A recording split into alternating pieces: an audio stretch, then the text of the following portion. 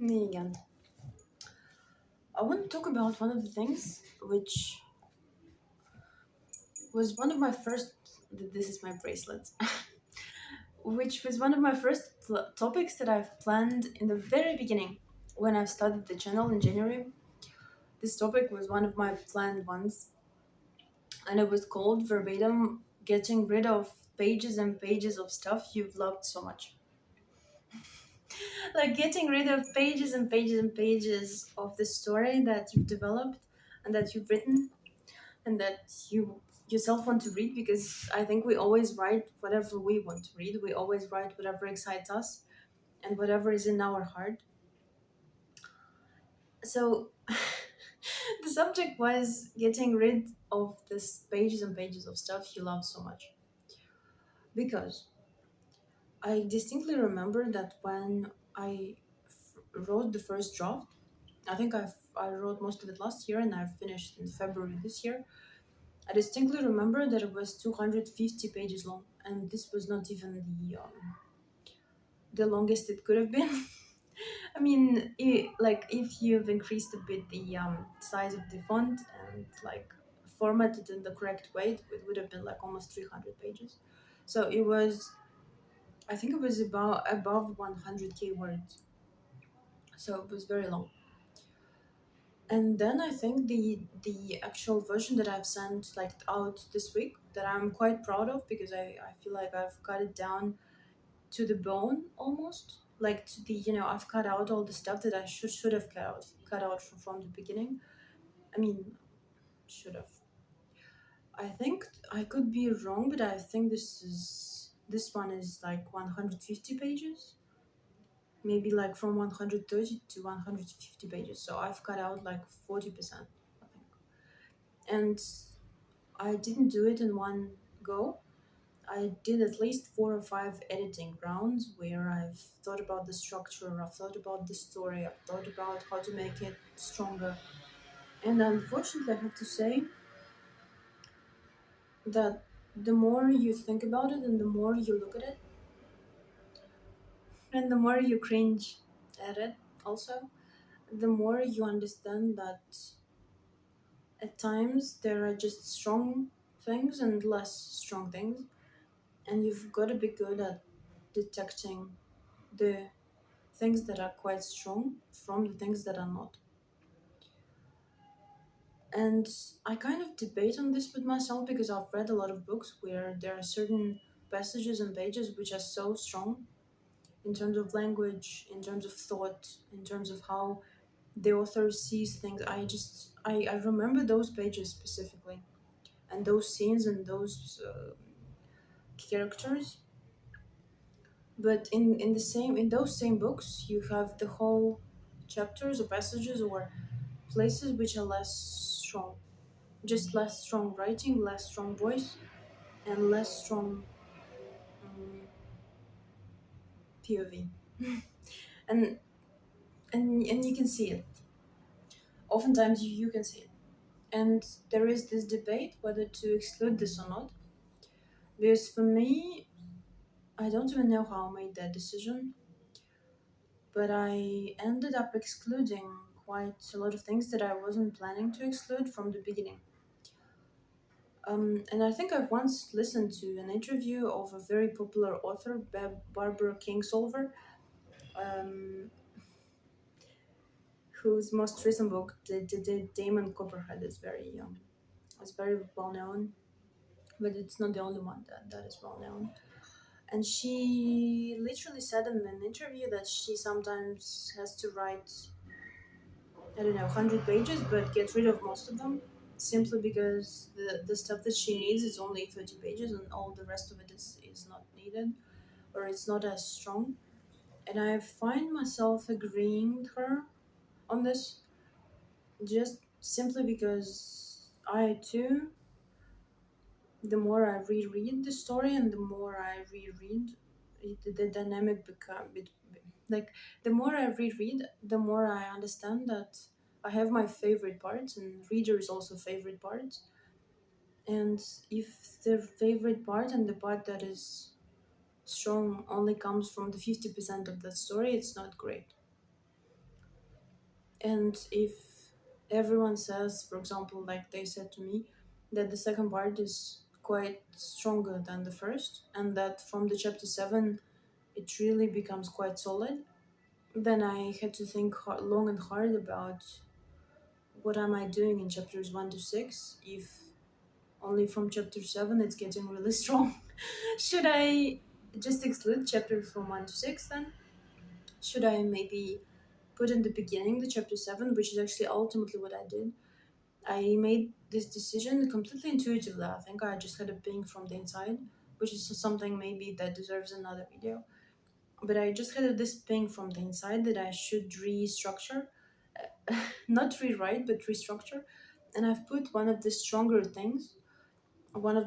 scenes. Sorry, this is a scene that I really wrote in one go and that I really liked.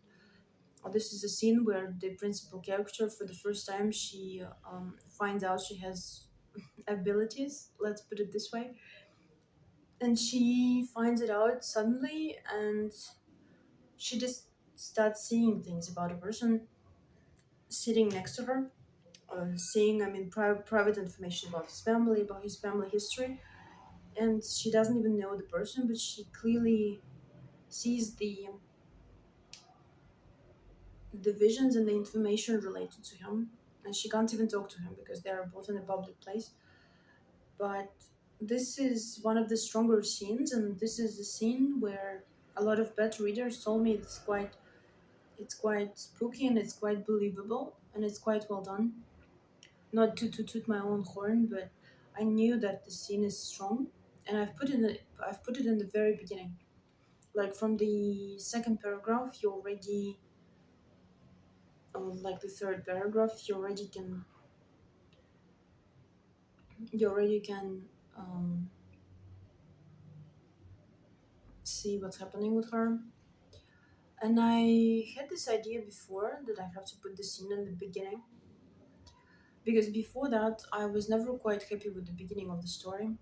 Actually, this is one of my, I think, less strong points. Well, less strong points. I mean, I don't know if any one of them are really strong because I'm not published author yet, so I cannot tell you.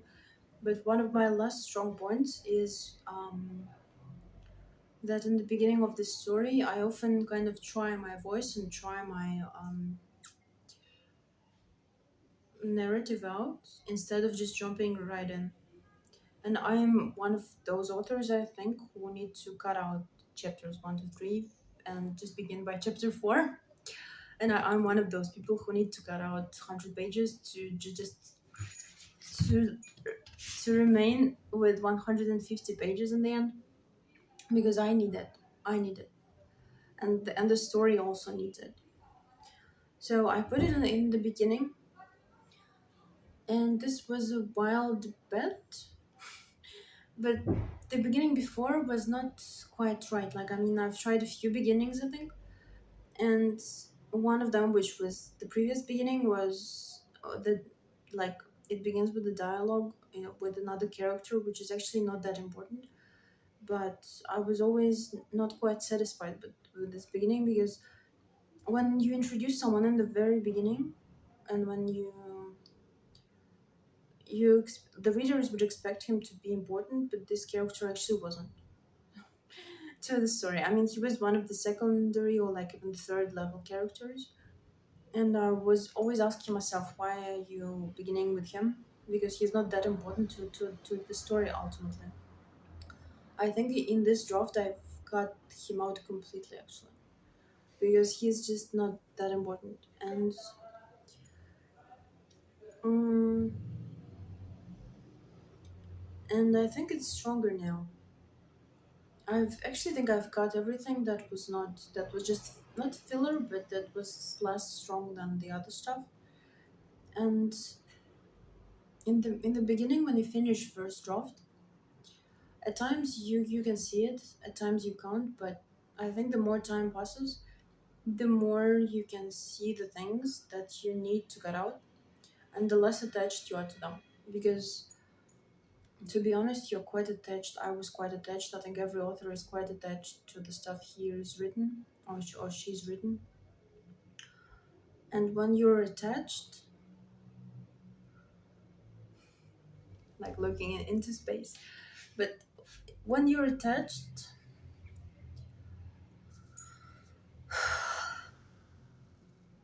you just don't want to get rid of stuff.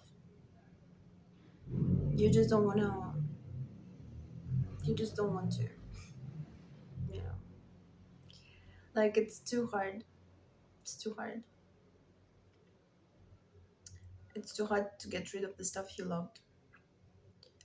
And I really loved those ideas, and I really loved that concept that I originally came up with.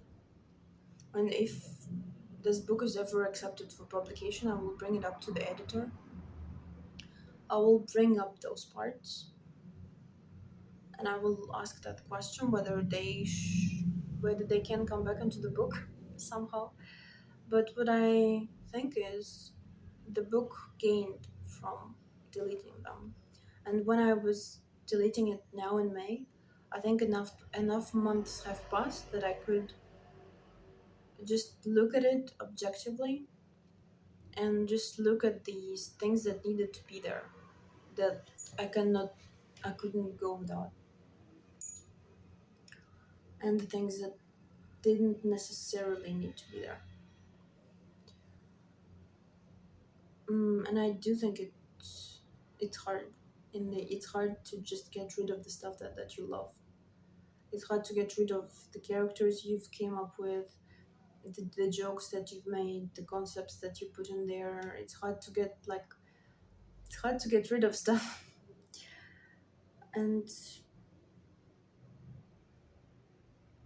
and I do think it's always necessary to see the story as something as a whole, and to think about it as what's the most important, what's the motivation, what's the conflict, what's the I mean, I'm saying like very cliche maybe stuff, but what's the heart of the story?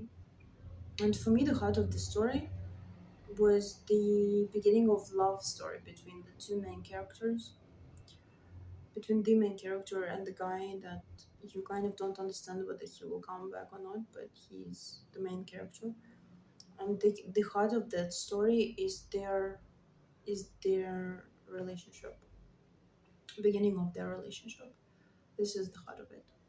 Because if the heart of the story was, for example, I don't know, like a crime and solution of the crime, that would have been one thing, even though there is no crime in this book, but just for an example. Or if the heart of the story was the relationship with the friends, or if the heart of the story was the amount of jobs that the main character has, because in my original idea she had multiple jobs, and I've actually ended up getting rid of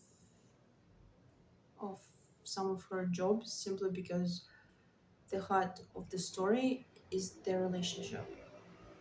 And the main story that I wanted to tell is the story of their relationship rather than the amount of jobs she has, or like the amount of jobs he has, or because it's a weird thing, but you when you get to know your own character, I mean, like not mine, but the character of your heroes,